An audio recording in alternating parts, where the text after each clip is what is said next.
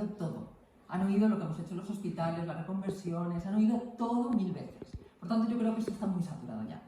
Y en segundo lugar, porque a mí lo que me interesa, lo que voy a intentar contar en este poco tiempo, que además me traigo el móvil para que mi Ángel no me riña, es el escenario en el que nos enfrentamos, el escenario de gestión y análisis de los riesgos que suponía tomar decisiones en un contexto como ese.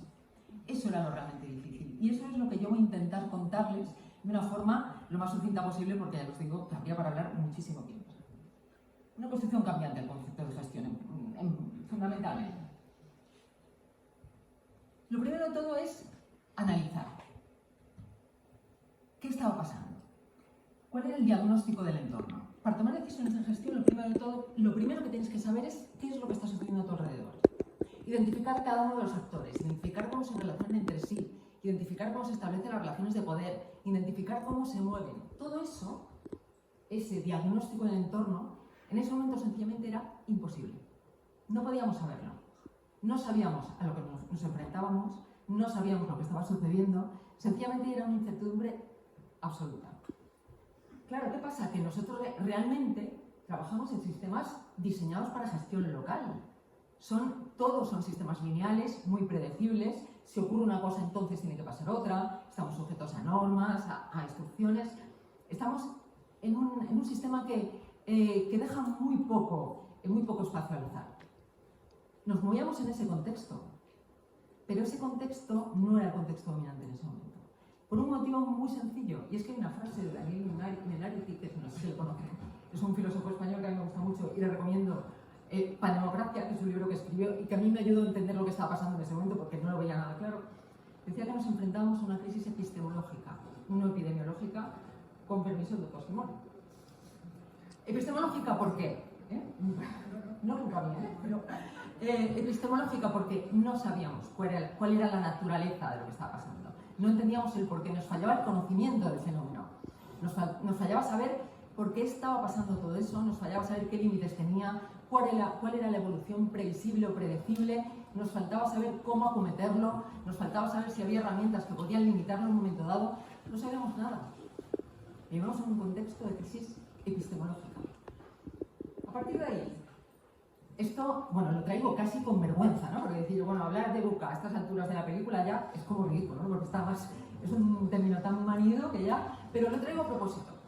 Y lo traigo porque a pesar de que sé que ustedes se lo conocen perfectamente, dentro de unos años, yo estoy convencida que dentro de 5 o 10 años, en las escuelas de negocio ya no se aplicará el VUCA a la Guerra Fría.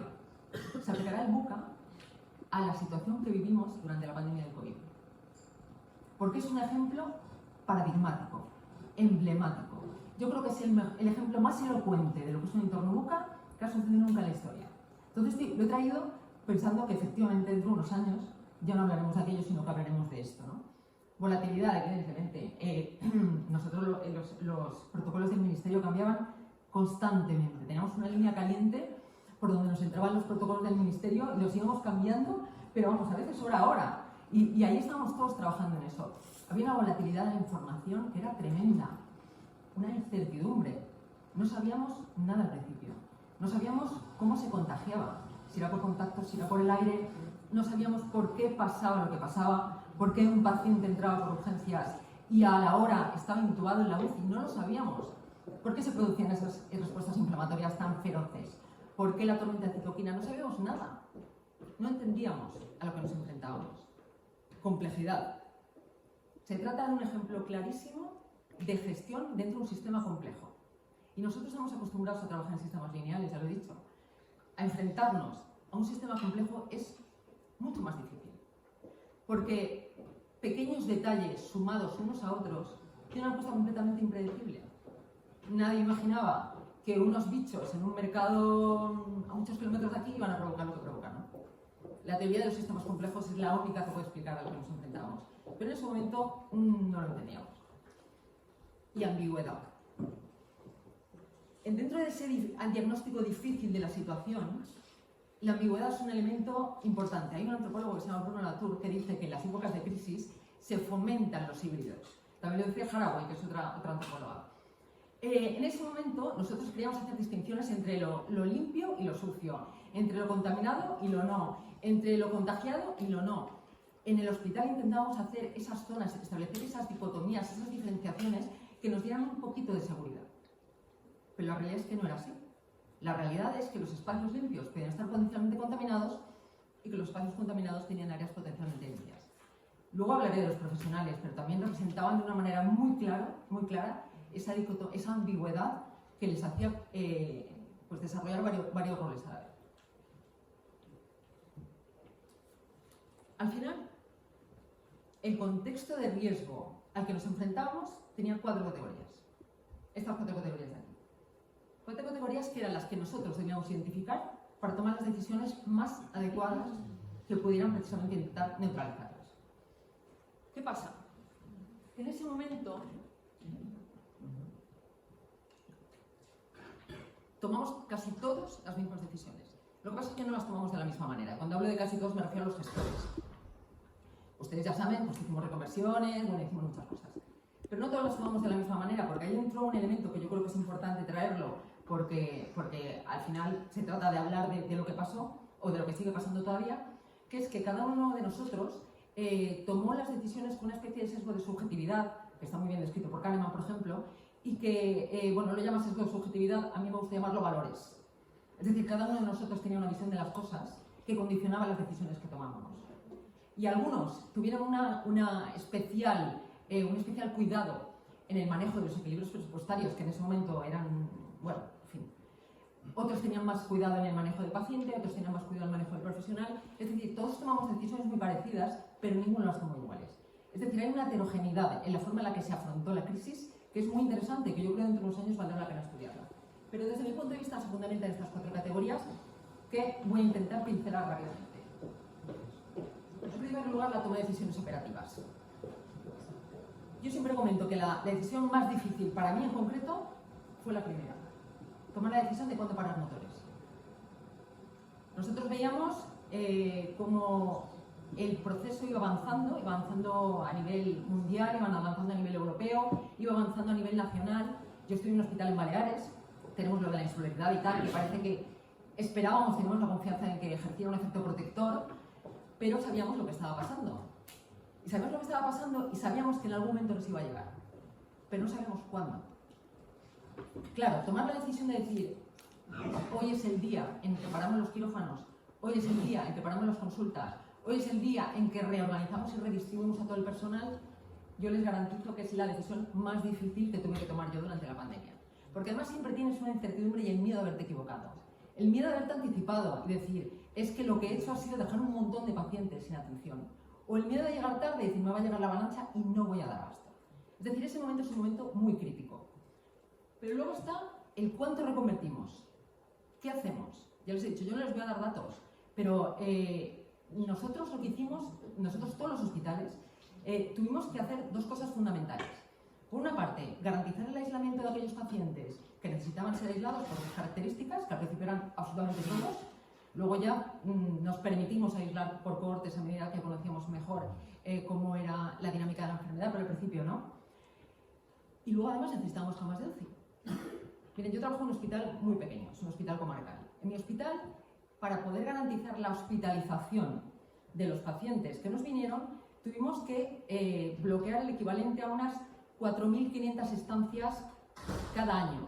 Este año un poquito menos, llevamos unas 1.800, estamos en el 6º mes, un poquito menos, pero eso traducido en pacientes, si tomamos como media una estancia media de 6 días, pues significa pues, que hemos dejado de atender en mi hospital a casi 2.000 pacientes.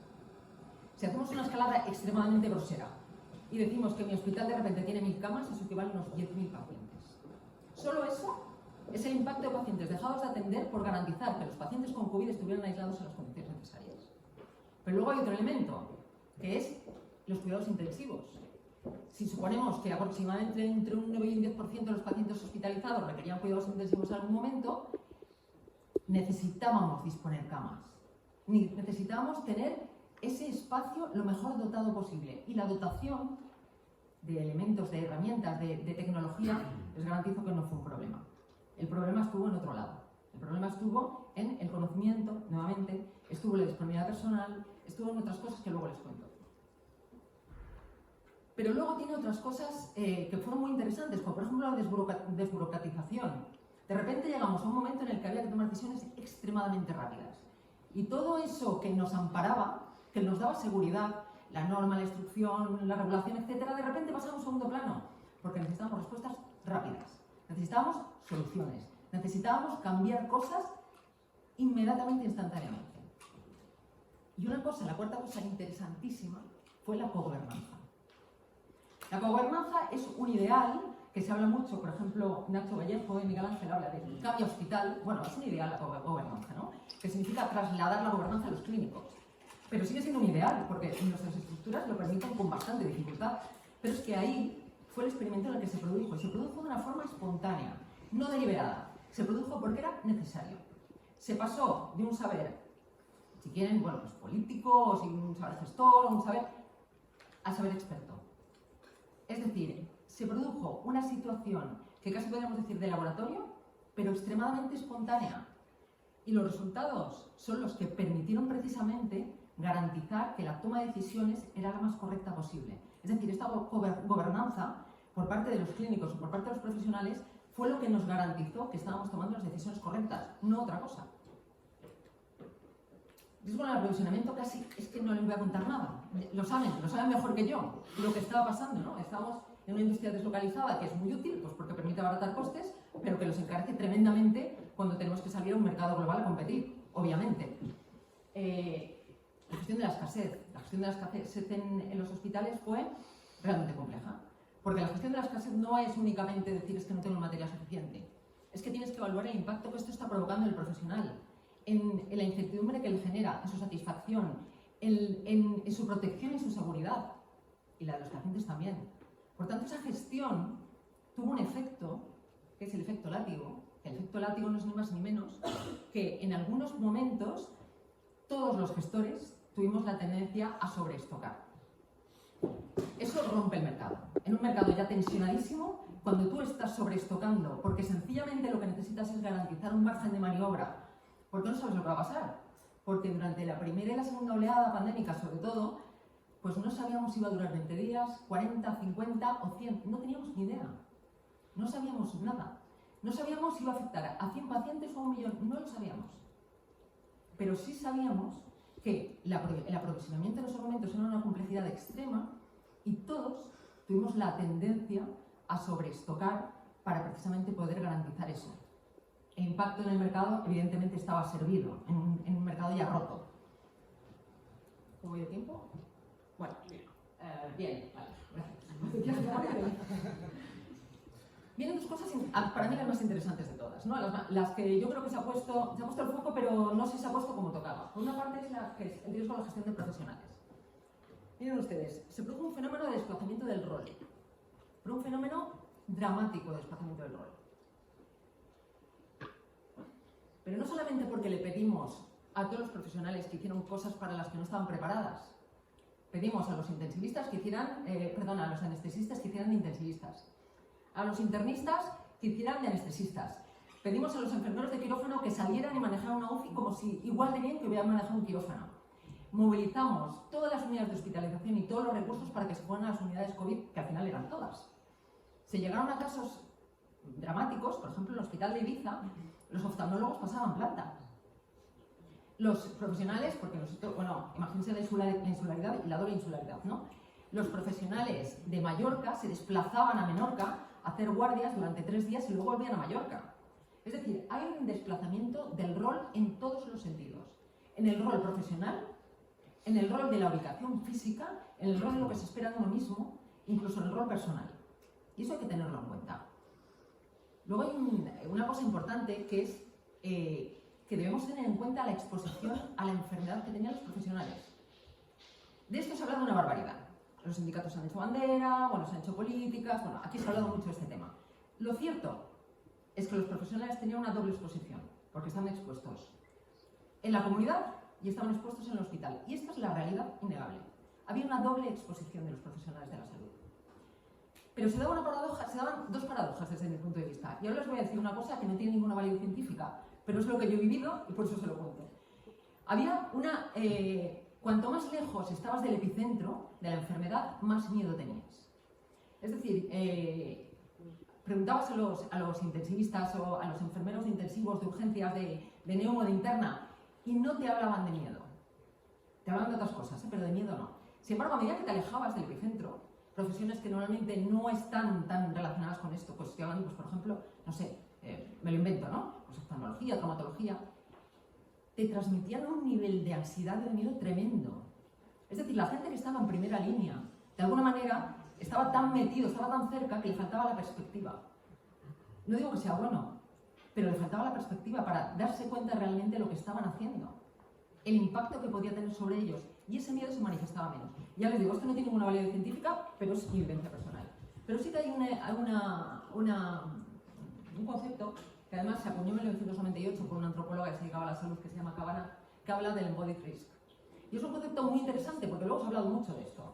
El embodied risk no es ni más ni menos que la dificultad que tenemos para gestionar el hecho de que podamos ser portadores de una enfermedad sin tener síntomas. Eso es el embodied risk.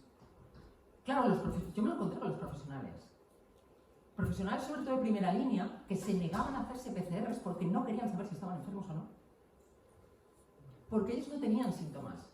Y claro, esa gestión de ese riesgo también había que hacerla. Decir, oye, lo siento, pero es que tienes que hacerte la PCR. Aunque no tenga... No. Pues sí, porque estás poniendo en riesgo a ti, a tu familia, a tus compañeros y a tus pacientes. Pero eso sucedía también. Esa dificultad que además exige que tengas un seguimiento médico. De alguna manera exacerba esa visión cartesiana, ¿no?, entre el cuerpo y el yo. Es decir, yo creo que fue importante ahí también y que sigue pasando, y precisamente es la dificultad de la gestión de los asintomáticos. Viene por ahí, ni más ni menos. La desconfianza institucional. Cuando había esas dificultades de aprovisionamiento, cuando no teníamos la capacidad de dotar de todo el material absolutamente necesario, inmediatamente se produce una desconfianza institucional, porque cuando tú estás delante del paciente, resulta muy difícil comprender que es que los aviones se lo están llevando a no sé dónde. Los aviones con las mascarillas que tenían que habernos llegado a nosotros. Eso resulta difícil de explicar. Y es absolutamente legítimo, natural y comprensible que al final esa desconfianza se traduzca hacia la institución y para arriba. Y todo ese mecanismo se produjo también, ustedes lo saben. ¿Y el sufrimiento? Hay una revisión sistemática de principios del año pasado que habla de cómo puntuaban los profesionales de la salud en ansiedad, en depresión y en trastornos del sueño. Entonces resulta que desde el 30 al 50% aproximadamente de profesionales de primera línea, ya les digo, no manifestaron miedo, pero sí manifestaron efectos secundarios, puntuaban alto en estas tres variables. Y curiosamente, además, la mayoría mujeres, y curiosamente, el personal enfermero más que el personal médico. Es decir, hay un sufrimiento importante. Acabo con los pacientes. De los pacientes yo les podría hablar una hora, pero no tengo una hora. Pero me voy a quedar con tres cosas importantes. La primera, tenemos que ser conscientes de que el aislamiento físico está acompañado de un aislamiento simbólico.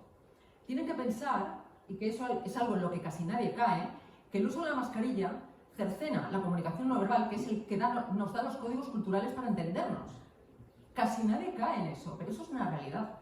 Se dificulta todavía más la comunicación con el paciente. El paciente está aislado, metido en su habitación. Cuando puede, tiene un teléfono que, gracias a Dios, que nos salvó precisamente ese tema, pero está absolutamente aislado del mundo. Y ya se llega a un EPI completo, la incomunicación es total.